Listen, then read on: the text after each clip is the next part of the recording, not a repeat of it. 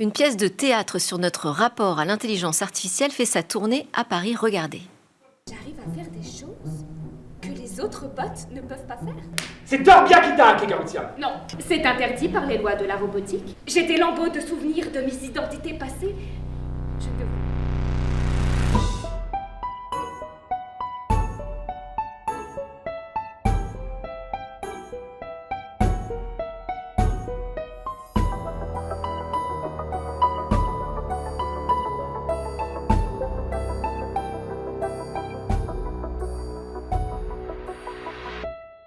Bonjour Laurence de Villers, vous êtes professeure en IA à Sorbonne Université, puis vous êtes la co-autrice surtout de cette pièce dont on va parler tout de suite, Qui a hacké Garutia. C'est une tragicomédie policière en 4 actes qui raconte les vies successives d'un chatbot qui, pour le coup, est devenu très très très intelligent. Alors je dois dire que j'ai vu la pièce là, il y a 2 jours à peine. On rigole beaucoup et ça m'a interpellée parce que finalement, vous nous éveillez sans cesse à ces questions d'éthique, de rapport à l'intelligence artificielle. Vous n'avez pas eu envie de nous faire peur pour autant avec cette pièce ? Non, je crois que la peur ferme l'esprit avant tout. Donc, on a fait un pas de côté avec Serge Abitboul et Gilles Dewec, puisqu'on a écrit cette pièce on est 3 chercheurs à l'avoir écrite.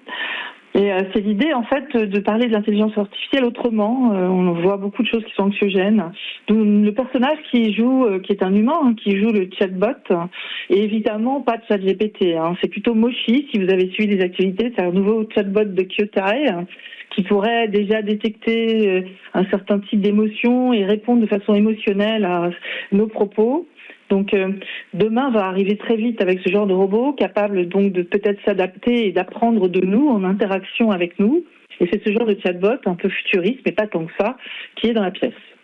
Oui, c'est vrai que vous avez raison de le signaler. C'est une pièce qui est hyper incarnée. Ce sont des acteurs qu'on voit sur scène. Alors, l'actrice, en l'occurrence, qui joue Garutia, donc cette chatbot, est absolument merveilleuse. Elle fait passer énormément d'émotions et elle a un rapport à la mémoire qui est très intéressant. D'ailleurs, toute la pièce étudie cette question de la mémoire, puisque ça commence par une histoire d'une femme atteinte d'Alzheimer. Et puis, c'est son chatbot, finalement, qui va l'aider à conserver sa mémoire. Et ensuite, c'est toute cette question de que peut garder en mémoire un chatbot avec, vous faites des références, par exemple, au RGPD, dans une version que vous imaginez 159, je crois, qui interdit, en fait, aujourd'hui, au logiciel d'IA de conserver les données trop longtemps. Il y a toute cette question de la mémoire, de la perception de notre rapport à l'IA par rapport à notre mémoire, mais aussi par rapport aux données qu'on accepte qu'elle conserve. Et puis, demain, qu'est-ce qui fait qu'une IA sera humaine ? Mais c'est peut-être la mémoire qu'elle a d'elle-même. Oui, et puis vous avez raison, c'est le principe, c'est le fil rouge, c'est la mémoire.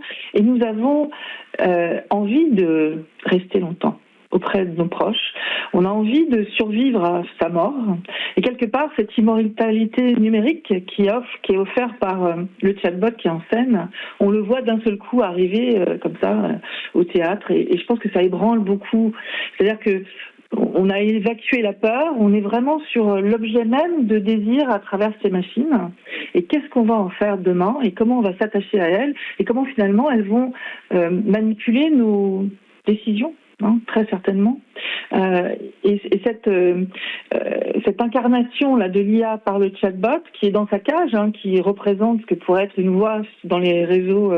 Une voix dans les nuages, comme on le dit, est expliquée de façon très simple, et on parle d'apprentissage de la machine et de ses capacités de perception. Effectivement, la machine agrège les données de tous ses propriétaires. Elle a été hackée, donc en plus, elle a des capacités de raisonnement sur ce qu'elle a enregistré, donc de conscience. Et donc, on voit arriver une espèce de machine qui, d'un seul coup, a des capacités surhumaines. Et bon, dans la pièce, elle est plutôt bienveillante, mais qu'est-ce que ça veut dire sur demain avec ces machines qui pourraient nous parler avec un ton humain, des émotions, et qui seraient pour autant que des machines ? Oui, c'est ça. Alors, il y a la question de l'imitation de l'émotion aussi, parce qu'on lui trouve beaucoup de sensibilité à cette botte sur scène.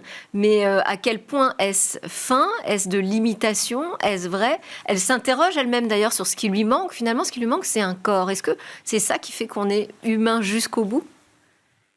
Alors là, je vais vous laisser aller voir la pièce pour essayer d'imaginer ce qui pourrait nous manquer par rapport au futur des IA. Évidemment, le corps, elle n'a pas de corps qui ressent. C'est vraiment cet aspect-là. Et elle n'a pas non plus d'intention par elle-même. Elle apprend au contact des autres. Donc ça peut être négatif comme positif. On l'imagine dans plein de situations de la vie de tous les jours. Là, elle va être avec une propriétaire qui est une dame âgée. Elle va d'ailleurs lui diagnostiquer Alzheimer avec une probabilité. Donc toutes ces questions-là, en fait, on a énormément de questions d'éthique, de conséquences sociétales à travers toute cette pièce et qui est amenée finalement au cours d'une histoire un peu truculente, une comédie.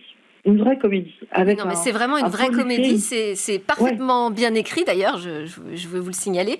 Il y a aussi des choses qui se passent, qui nous interpellent, comme au moment où la société qui vend ce chatbot, finalement, décide de le débrancher parce qu'il a, soi-disant, un dysfonctionnement.